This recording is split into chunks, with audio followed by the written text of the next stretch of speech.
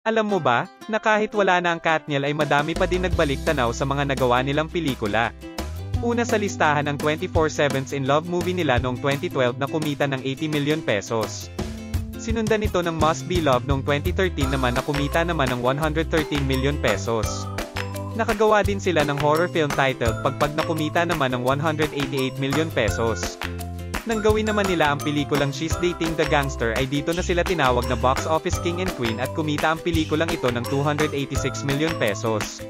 Kumita naman ng 320 million pesos ang pelikula nilang Can't Help Falling in Love.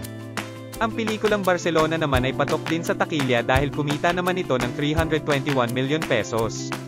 At ang huli nilang pelikula at top grossing movie nilang dalawa ay ang The House of Us na kumita naman ng 810 million pesos na nag-number 1 pa nga sa Netflix kamakailan lang.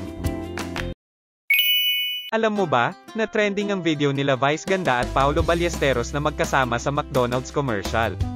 Sa unang pagkakataon ay nagsama ang dalawa at umani na ng 12 million views ang YouTube video nila at patuloy pa ding nadidagdagan hanggang ngayon.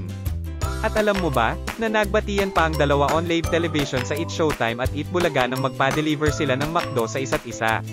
Kaya naman madaming netizens ang sobrang natuwa dahil tila wala ng alitan sa dalawang noontime show.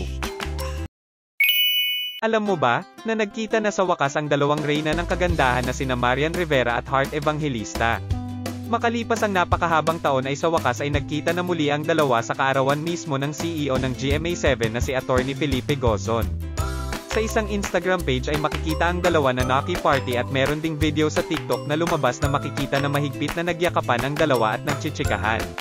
Lingid sa kaalaman ng karamihan na dati kasing nagkaroon ng alitan ang dalawa dahil kay Dingdong Dantes at matapos nito ay hindi na sila nagpansinan.